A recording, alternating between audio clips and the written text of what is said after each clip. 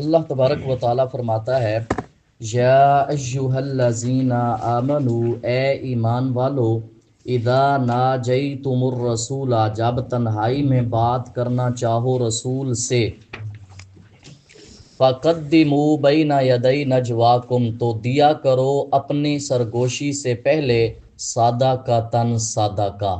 وہ کیوں؟ وہ تمہیں پاک کر دے گا۔ ذالک خیر لکم، یہ بات تمہارے لیے بہتر ہے، وَأَطْہَرُ، اور پاک کرنے والی ہے۔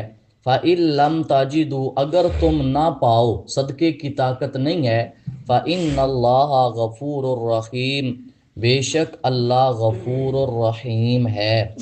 اب یہ آیت اور اس پر عمل سب سے پہلے کس نے کیا؟ حضرت علی رضی اللہ تعالی عنہ، علی بن ابو طالب کہتے ہیں آقا علیہ الصلاۃ والسلام کے ساتھ سرگوشی کرنے سے منع کیا گیا، ہاں جو کرنا چاہتا ہے وہ پہلے صدقہ کرے۔ تو کہتے ہیں حضرت علی فرماتے ہیں الا علی بن ابی طالب، سب سے پہلی اس آیت کے بعد جو سرگوشی کی میرے آقا کے ساتھ حضرت علی بن ابو طالب نے کی، وہ کیسے کی؟ قدم دینارن صدقۃ، ایک دینار صدقہ آگے رکھا، ثم ناجن نبی، پھر سرگوشی کی۔ حضرت علی فرماتے ہیں میں نے ایک دینار دے کے فَسَأَلَهُ عَنْ عَشْرِ خِصَالٍ، اپنے نبی سے 10 سرگوشیاں کی۔ یہ حضرت علی بن ابو طالب فرماتے ہیں، کہتے ہیں میں نے 10 باتیں پوچھیں، ثم انزلت الرخصۃ، پھر رخصت نازل ہو گئی۔ ایک تو یہ ہے کہ حضرت علی فرماتے ہیں میں نے ایک دینار دیا، یہ تفسیر طبری کے اندر یہ بات موجود ہے، اور کہتے ہیں میں نے 10 باتیں آقا علیہ الصلوۃ والسلام سے کی۔ دوسرا، حضرت علی یہ فرمایا کرتے تھے، کہتے اے لوگو، آیتن فی کتاب اللہ، اللہ کی کتاب میں ایک ایسی آیت ہے، لم یعمل بہا احد قبلی، مجھ سے پہلے اس پر کسی نے عمل نہیں کیا۔ وہ قرآن کی یہ آیت ہے، لا تقدموا بین یدی نجواکم صدقہ۔ آپ نے فرمایا سب سے پہلے آیت اتری، اس پہ عمل میں نے کیا۔ آج مسلمانوں کا جذبہ یہ ہونا چاہیے، جب بھی قرآن سنایا جائے ہر مسلمان کہے سب سے پہلے عمل میں کروں گا۔ اور حضرت علی فرماتے ہیں ولا یعمل بہا احد بعدی، اور میرے بعد بھی اس پر کوئی عمل نہیں کرے گا۔ بعض روایات کے اندر آتا ہے کہ یہ منسوخ ہے، وہ آگے بتاتا ہوں، اگلی آیت پڑھی اشفقت۔ اللہ تبارک جب یہ اتلی اوپر والی آیت آئی نا کہ تم نے صدقہ دینا ہے، پھر آقا سے بات کرنی ہے، سرگوشی کرنی ہے، حضرت علی سے آقا نے پوچھا ما ترا، اے علی تیری رائے کیا ہے، کتنا صدقہ ہونا چاہیے جسے دے کر مجھ سے لوگ سرگوشی کریں؟ حضرت میرے آقا نے فرمایا دینار، اے علی دینار کافی ہے۔ عرض کرتے ہیں لا یطیقون، یا رسول اللہ یہ دینار کی طاقت نہیں رکھیں گے۔ میرے آقا نے فرمایا نصف دینار، چلو نصف دینار کر رہتے ہیں۔ حضرت علی عرض کرتے ہیں لا یطیقون، یا رسول اللہ اس کی بھی طاقت نہیں رکھیں گے۔ تو پھر آپ نے فرمایا ما ترا، اے علی آپ ہی بتائیں پھر کیا رکھیں؟ عرض کرتے ہیں شعیراتن، ایک دانہ، ایک دانہ، وہ صدقہ کریں، آپ سے سرگوشی کر لیں۔ میرے آقا نے فرمایا انکا لزہید، بڑے کنجوس ہو، انکا لزہید، بڑے کنجوس ہو۔ اللہ نے قرآن کی یہ آیت نازل فرما دی اشفقتم، کیا تم ڈر گئے، ان تقدموا، کہ تمہیں دینا چاہیے بین یدی نجواکم صدقہ، اپنی سرگوشی سے پہلے صدقہ۔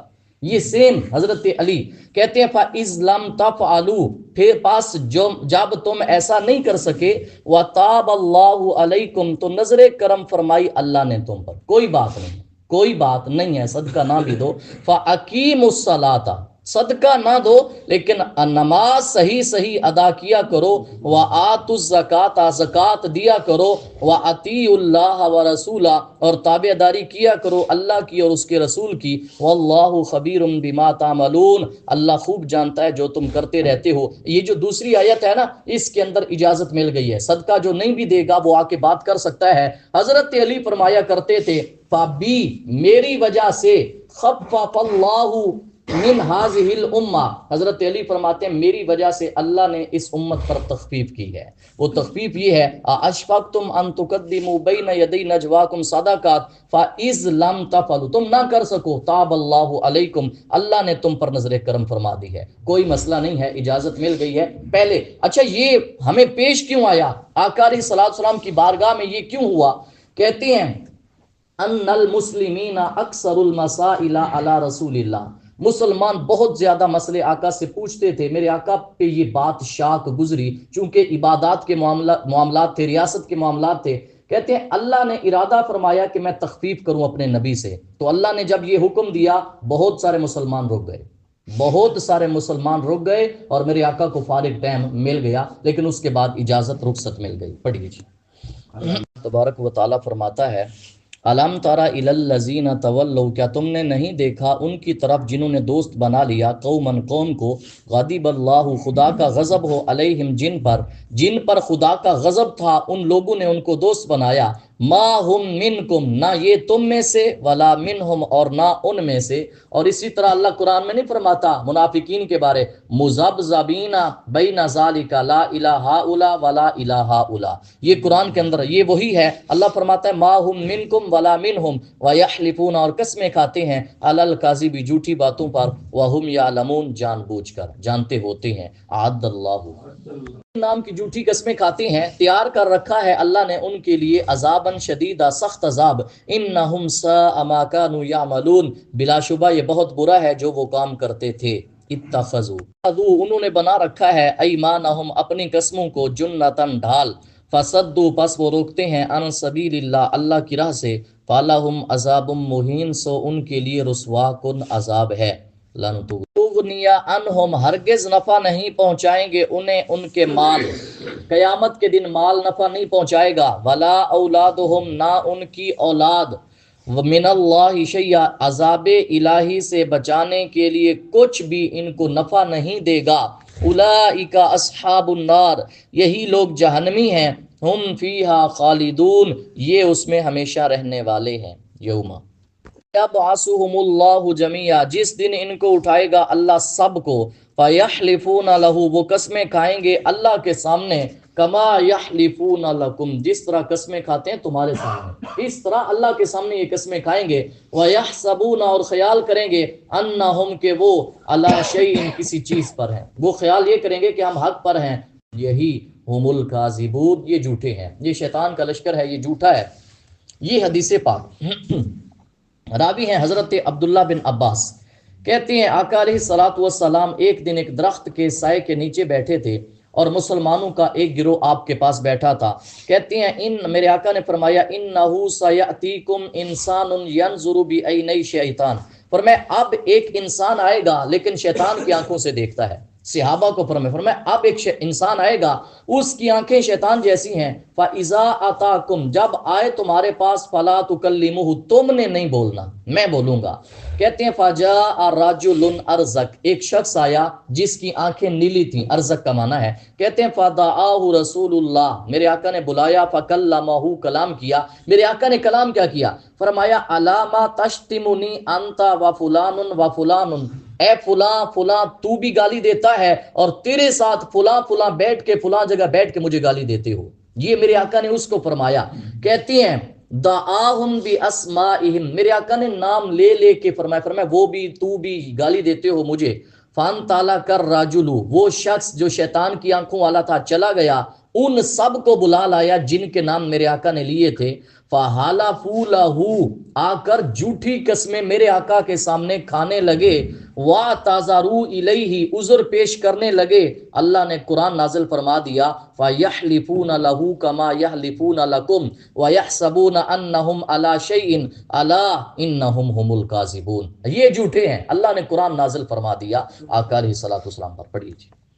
اللہ تبارک و تعالیٰ فرماتا ہے استحوذ، تسلط جما لیا ہے، علیہم الشیطان، ان پر شیطان نے، فانساہم، انہیں فراموش کرا دیا ہے، ذکر اللہ، اللہ کا ذکر شیطان نے بھلا دیا۔ اولئک حزب الشیطان، جن کو رب کا ذکر بھول جائے یہ لوگ شیطان کا ٹولہ ہیں۔ الا ان حزب الشیطان، یقیناً شیطان کا ٹولہ ہی خاسرون، نقصان اٹھانے والا ہے۔ یہ تو قرآن کہہ رہا ہے ان کو۔ آقا علیہ الصلوۃ والسلام نے کن کو حزب الشیطان کہا ہے؟ حدیث پاک کے اندر آتا ہے، راوی ہیں حضرت ابو الدرداء، ابو داود، نسائی، امام احمد، ابن ماجہ کے اندر، ابن حبان کے اندر یہ حدیث موجود ہے۔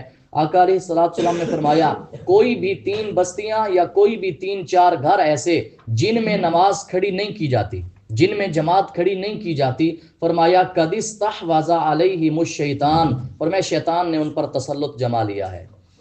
3 4 گھر 5 گھر یا 3 بستیاں جن میں جماعت امام کوئی نہیں ہے، مسجدیں ہیں، فرمایا شیطان نے تسلط جما لیا ہے، لہٰذا کرو کیا، اے ابو الدرداء فعلیک بالجماع، اپنے آپ پر جماعت لازم پکڑو، جماعت کو لازم پکڑو۔ وجہ کیا ہے؟ فرمایا بھیڑیا کھاتا ہے اس بکری کو جو ریوڑ سے الگ ہو جائے، بھیڑیا اس بکری کو کھا جاتا ہے، لہٰذا وہ بندہ جو جماعت سے تنہا ہے اس کو شیطان لے جاتا ہے، اور پھر اپنے ہی خیالات، گھر بیٹھ کے وہ سوچ رہا ہوتا ہے میں حق پر ہوں، اور میں شرعی مجبوری بنا کے بیٹھا ہوتا ہے، حالانکہ شریعت کے ساتھ اس کا کوئی تعلق نہیں ہے۔ کل ہم نے ایک مسئلہ پڑھا ہے مالا بدھ منہ کے اندر قاضی ثناء اللہ پانی پتی نے، اور ایک شخص نے مسئلہ بھی پوچھا ہے، وہ یہ ہے کہ رمضان کا روزہ نہیں آتا، اب رمضان آ رہا ہے، قریب آ رہا ہے، کہ کتنے نوجوان ہیں جو خواہ مخواہ روزہ نہیں رکھتے۔ شرعی مسئلہ یہ ہے، امام اعظم ابو حنیفہ رحمۃ اللہ علیہ فرماتے ہیں اگر کسی نے رمضان کے روزے کی نیت نہ کی اور کھاتا رہا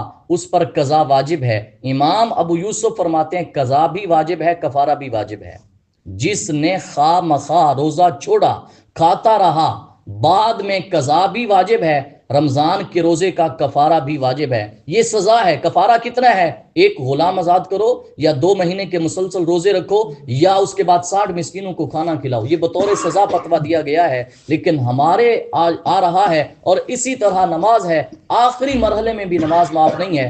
میں نے جمعے کے خطبے پر بھی کہا تھا ہم جتنی مجبوریاں ہیں گھر بیٹھ کر لوگ نماز پڑھتے ہیں، ان مجبوریوں کو شریعت کے مطابق رکھیں، قرآن اور حدیث صحیح حدیثوں کے مطابق رکھیں۔ اگر ان کے موافق ہیں ہم خود اجازت دیں گے، شریعت اجازت دیتی ہے، اگر ان کے موافق نہیں ہیں میں اجازت نہیں دے سکتا، آپ گھر بیٹھ کے نماز پڑھیں۔ میں کون ہوتا ہوں؟ حضرت علی جیسے بندے کو شریعت میں عقل کی دخل نہیں ہے، تو ہم چھوٹی چھوٹی مجبوروں پہ اجازت نہیں دے سکتے۔ دعا ہے اللہ تعالی ہم سب کو عمل کی توفیق